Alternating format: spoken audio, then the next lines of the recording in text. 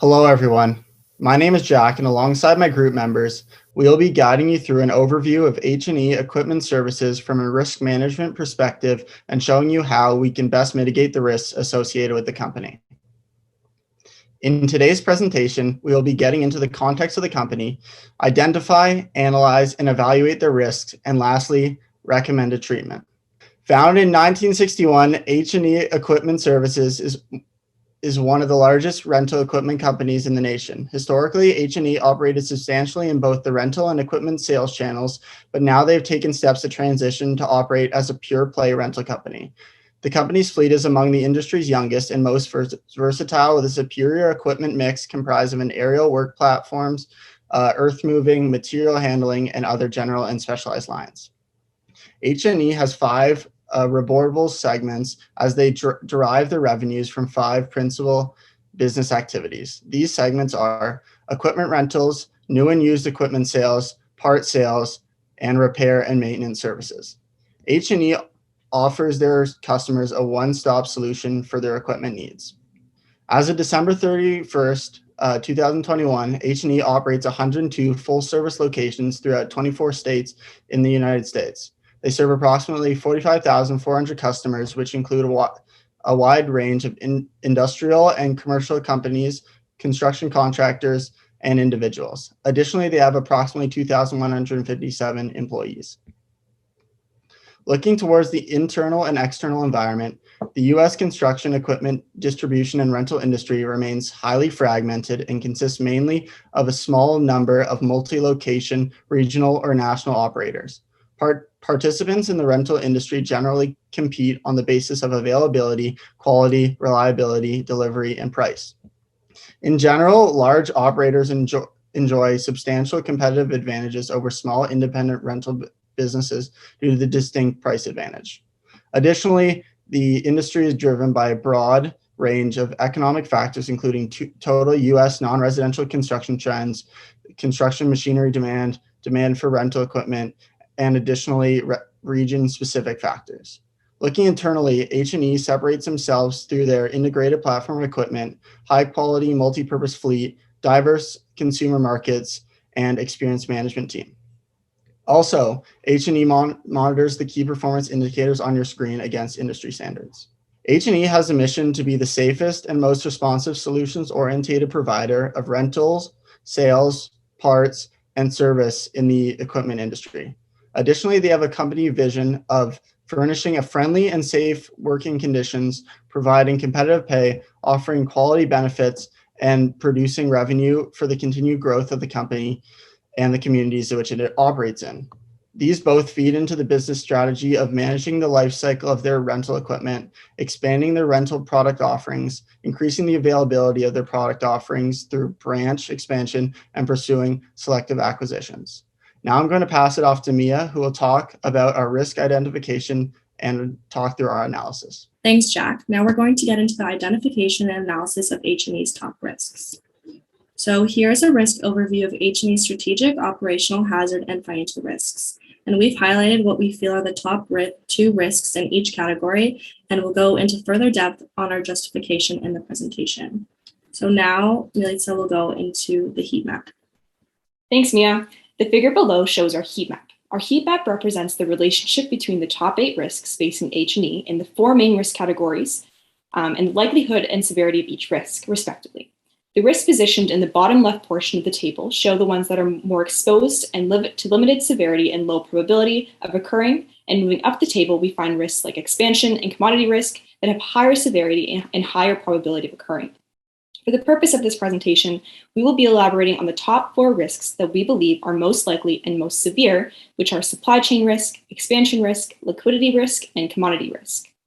Now we're going to be moving on to supply chain risk, which is our main operational risk. So working in the equipment rental industry, it's no surprise that the success of H&E's internal and external operations revolve heavily around their relationships and contracts with key manufacturing equipment suppliers. However, H&E's distribution of suppliers is fairly concentrated, as over 46% of their new equipment and rental fleet stem from just 5 main manufacturers. For this reason, we have highlighted the supply risks as one of H&E's core risk factors, specifically in relation to their operations. H&E supply relations are central to their core operations and business growth. Even though they are considered an essential business, and any delays, issues, or rupture in the supply chain could have material adverse effects on their business financial position, results of their operations, and cash flows. One key driver responsible for this risk is supplier concentration of these sources.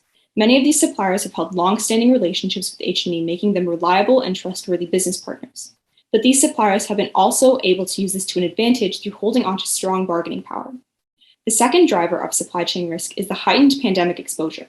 H&E nor their suppliers have held strong enough capacity to control for sudden changes to global trends or state rules that may prohibit in-person activities or business operations, which has spared a heavy risk on global supply chains around the world. Now I will be passing it over to Mia, who will be discussing expansion risks. Thanks, Milica. So another risk that greatly affects H&E is expansion risk. And expansion risk includes all the risks associated with the expansion of H&E's business and any potential acquisitions they may make, including their ability to consummate such acquisitions and their ability to successfully integrate any businesses they acquire. So expansion risk is one of the top risks facing the firm, as branch expansion and pursuing selective acquisitions is a key part of their business strategy in order to increase the availability of their product offerings and remain competitive. It is a very large risk due to the capital intensity required for such expansion. In the last 3 years alone, H&E has completed 3 acquisitions of rental businesses, totaling $308.9 million in cash. H&E has also stated that it intends to transition itself into a pure-play rental company through strategic divestitures and acquisitions, meaning that this risk will be quite important over the coming years. There are significant risks associated with the expansion, including financial issues related to the cost of acquisition and expansion, difficulty determining good acquisition targets, and issues in integration post-acquisition, including financial, human capital, and management problems.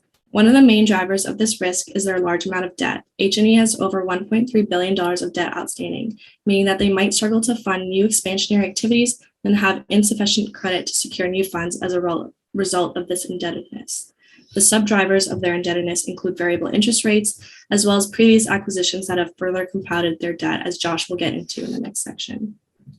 Another driver of this risk is a poorly planned and executed growth strategy. It is integral that a robust growth strategy be in place in order to successfully identify and complete attractive acquisitions and/or startup locations. If this strategy is poorly planned or executed, it is more likely that H&E will encounter these risks. And some of the sub-drivers of this risk are poor management and insufficient resources that would lead to an inadequate growth strategy and ultimately expansion risk. Thanks, Mia. So now we'll take a look at our final 2 key risks, both of which being financial risks. And the first of these that we're going to discuss is liquidity risk, which refers to a firm's inability to pay off debts outstanding, which can lead to insolvency. With over $1.3 billion debt outstanding, liquidity is of major concern, if not being the largest concern to H&E. To put it into perspective, H&E has more debt than some countries, such as Lesotho, Samoa, and Grenada.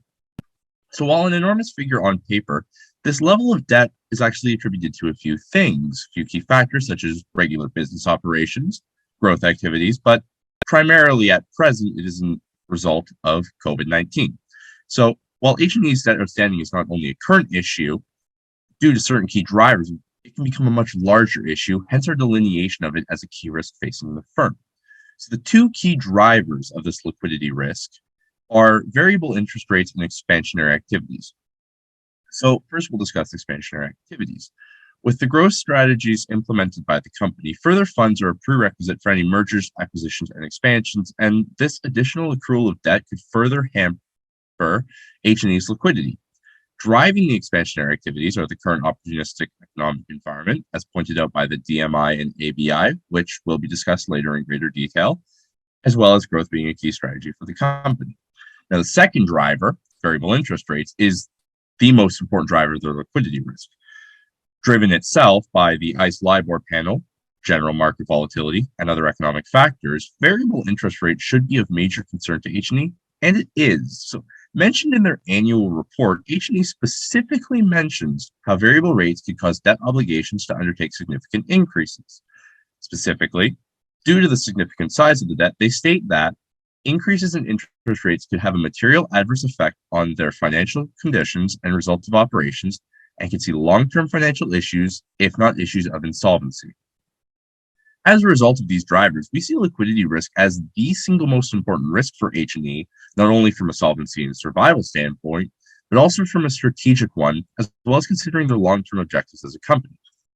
So moving on from liquidity risk, we will now look at the other financial risk we put emphasis on, which is commodity price risk. And while H&E is not directly involved in the trade of or purchase of pure commodities, they do vicariously endure the impacts of commodity price shifts through their suppliers and distribution chain. And the main drivers of commodity price risk that we've identified are supply and demand, geopolitics, and currency and market fluctuations. First off, supply and demand is intrinsically linked to commodity prices from an economic standpoint, and so with shifting demand, we expect commodity prices to shift accordingly. While this may not be a driver for which a treatment plan will exist, it is still worth mentioning nonetheless as a key driver. With H&E sourcing from international suppliers, we look at the other two drivers, geopolitics and currency and market fluctuations, as they also play a key factor in determining commodity prices. We can take a real-world current example of this and apply it to H&E, with the geopolitical impacts of Russia's invasion of Ukraine having severely impacted not only Western financial markets, but also the worldwide price of gas. These are issues that currently impact H&E's supply and distribution chain. So similar occurrences from other countries in their supply chain will not only further burn the pockets of H&E with respect to commodity prices, but will significantly hamper their ability to successfully achieve their strategic goals. Now I'll pass it off to Jeremy to discuss treatment plans for the key risks that we've highlighted. Thanks, Josh. I'm now going to go into some detail about the treatment plans for the four main risks that we've identified above. Starting with supply chain risk, to help avoid future potential supply chain risk, H&E should increase their supplier diversification. This will allow for a decrease in supplier power and give H&E the opportunity to build new relationships with potential suppliers and help their business model shift towards becoming a pure play rental company. The second treatment plan would be to solidify supplier contracts, and this would mitigate a main supplier dropping H&E. This will not only increase switching costs for suppliers, but give H&E reassurance of current and future expenditures and revenues with a specific supplier. Similar to how H&E has a customer relationship management system, creating one for a supplier would allow for an increase in productivity and efficiency between their suppliers and H&E. Moving on to expansion risk, to help mitigate expansion risk, the first treatment plan would be to follow an expansion strategy. This strategy should reference both the Dodge Momentum and Architectural Index, which both measure trends in non-residential building projects for the current year.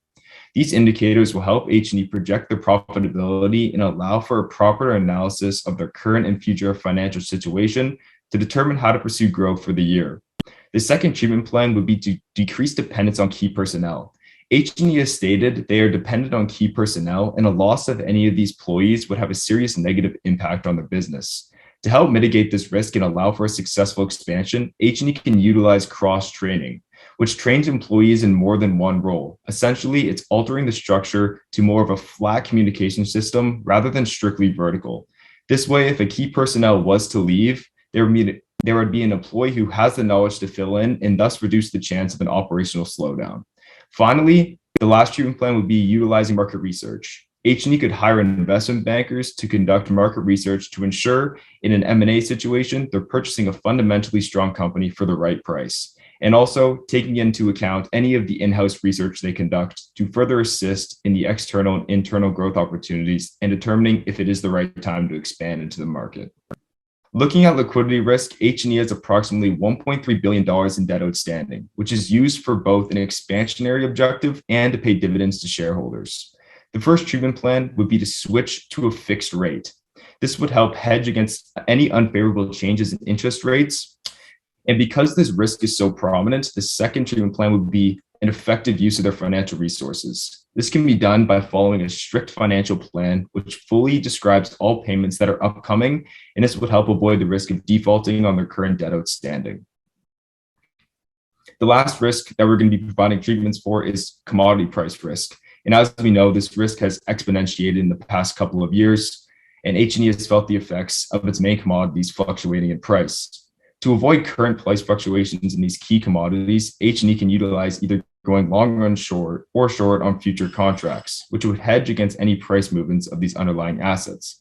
and allow H&E to solidify future buyer sell price for their commodities. Overall, H&E is a well-integrated and differentiated company within its industry. But as presented, there are many risks which need to be properly treated either through our treatment plans provided or those outlined in the annual report. In order for the continual goal of expansion to be successful, H&E will need to monitor, mitigate, or avoid these risks presented above. Thank you.